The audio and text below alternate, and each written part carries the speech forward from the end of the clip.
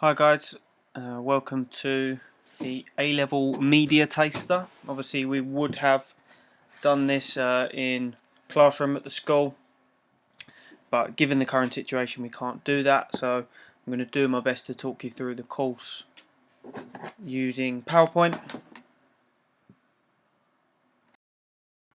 Here's me, I'm Mr. Bolger. Just for those of you who don't know what I look like, I am the media teacher at St George's, so if you take media you will be taught by me. I'm the only teacher of the subject.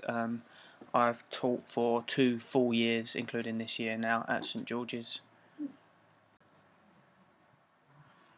So the basics of what media studies looks like at A level.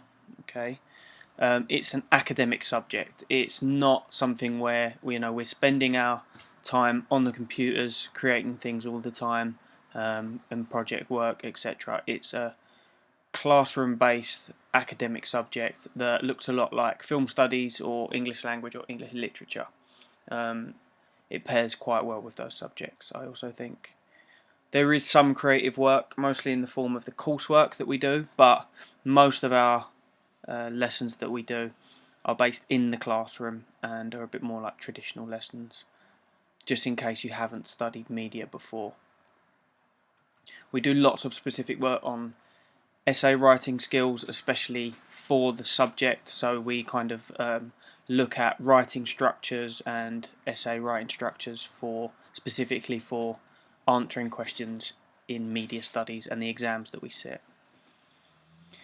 So I do expect you to have a wide engagement with the media, and if you do this you have a better understanding when it comes into class and the stuff we look at. It's as simple as that, really. The more you watch the news, listen to the radio, even play video games, look at things that you might not normally look at, especially like the radio and magazines, tend to be dying arts, but they're a big part of the course, and newspapers also. But luckily for you, it's one of the few subjects where things like watching Netflix can actually be considered homework. Obviously, we do real homework as well, but you do get the chance to have that kind of wider engagement in the subject, and it does help. So, and hopefully that's why you're picking it. So in terms of what it actually looks like, we have 2 exams at the end of year 13, and we have 1 coursework unit, which is completed at some point during the 2 years of study. So we have component 1, media products, industries and audiences. So this is a written exam of 2 hours and 15 minutes. It's 35% of the total qualification and determines 35% contribution towards your final grade, essentially. In this exam and this unit, we look at quite a wide range of mediums, what we call mediums, so essentially different kinds of media. And we study them in quite a wide range, and you'll have to compare them to things you've not seen before in the exam. So say for example we study newspapers as part of this unit. You will get the newspaper you have seen in class and will be expected to compare it to a newspaper you have not seen before. So it requires you to do that wider stuff that I was talking about earlier, because that's where that helps especially. Component 2, media forms and products in depth. Okay, so another written exam, slightly longer, but for the same percentage, 35% of the qualification. So this is based only on set texts that we look at, which only comes from 3 mediums, so that's TV, online and magazines. And you will know particular versions of those 3 mediums like the back of your hand, and you will only be asked on them in this particular exam. So this is the one where you go a lot more in depth on particular media text, what we call media text. So say for example a documentary film is an example of a media text, and that's what you'll be doing in that unit. So component 1 is quite broad. We'll look at a lot of different things and things you might not have seen before. Component 2, we look at things in great detail, but only a select few. Component 3 is your coursework, and this is the most kind of hands-on and creative aspect of the course. So it's what we call the non-exam assessment NEA, and it's called a cross-media production at A level because essentially you make two different things, which I'll explain in a sec. So it's 30% of your total qualification, so again 30% of your grade. And the way it works in media is that these three components are added together to make a total grade, and then divided by 3 to get an average, and that's what you get at the end on results day. So the coursework that you would make is usually a film poster and a DVD, or a section of a magazine cover, section of a magazine, so a cover and an article, and both of them would have an accompanying website. Okay, so a website to go with the film that you create or the magazine that you create, which is why it's called a cross-media production, because you don't just make one thing. So you make one idea, one product essentially, and you put it into two different forms. And this is really the chance where you get to show all of the things you learn in component 1 and 2 and apply them to your own creative idea.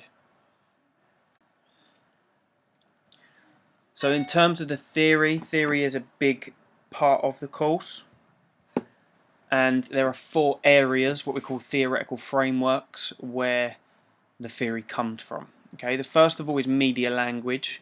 This will probably be the most familiar to most of you. It's a lot like what you do in English. So the way in English you study a text and you look at how, for example, language devices are used to create meaning. Well, we look at texts, but we look at the things within those texts that create the connotations and meaning, but they're just different tools. Okay, so rather than looking at language, we would look at perhaps the sound or the cinematography, the things that you see on screen or the images selected in a magazine, and how those create meaning and connotations for the audience. The second is representation, and these theories are to do with social groups essentially. Social groups is a term that we use a lot, and essentially it's a few basic categories, mostly around race, gender and age. So it's looking at, for example, how particular races or how male or females are portrayed within the media, and whether there are certain stereotypes, whether anything opposes those stereotypes and works against them, and we look at how different groups have been represented traditionally in the media as well. Media audiences, so this is theories to do with how different audiences engage with the media and why audiences engage with the media. What do audiences get from the media, for example, is one of the main theories we look at. And obviously we look at describing different audiences and categorizing them according to their age, gender, interests, class, etc. And then there's industries. We need to remember that the media is a business. It's mostly profit driven, and most of the prominent theorists we use would say it's a profit driven industry, and some of these theories look into exactly how different media products try to earn profit. So what we're going to do now, I'm going to give you something to do, take notes, and then I'll give you some feedback at the end of what I think, and you can compare it to what you think. Okay, so the first theory, and one of the theories we use very commonly in media, is a theory of semiotics. So essentially it says that we see certain things that don't necessarily have a meaning. They're called a denotation. Okay, so say for example a tick, right? Looking at the Nike advert here, a tick. It is just a tick. The connotations of that go a lot further beyond it being just a tick, and it has meaning associated to it. Okay, and that's what we call connotations. Again, a lot like English. Okay, so take 30 seconds to look at this advert with Colin Kaepernick, the Nike advert, and see what you think is being communicated to the audience based on what you can see from it.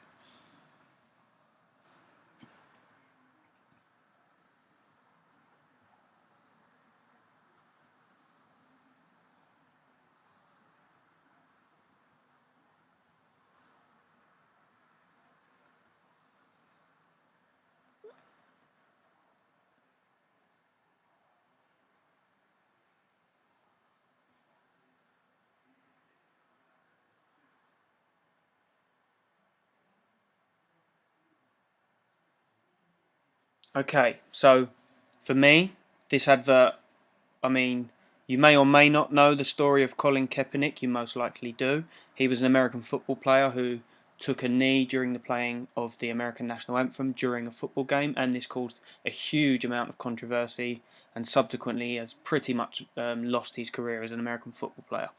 Okay, and obviously the text in this advert says, "Believe in something, even if it means sacrificing everything." Okay, it's placed in black and white. Colin Kaepernick is placed very close to the camera, so it's a close-up, almost an extreme close-up of his face. This makes it quite confrontational, and it's giving you a very direct thing to do. It's saying believe in something. It's telling you to do that.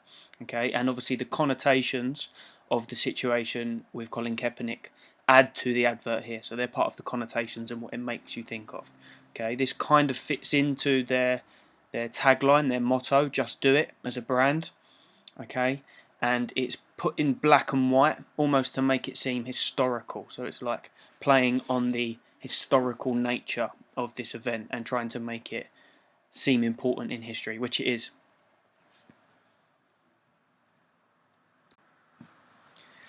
So this theory here, by a guy called David Hesmondahl, is called to do with media industries. So his theory is that the media is set up to minimize risk as a product and as a business and maximize audiences. So how do media industries try to take away all their risk and maximize their profit, essentially get more people to buy their product and view their product to make more money. Okay, so I'm going to let you think about how Avengers Endgame does that for around 30 seconds before I give you my thoughts.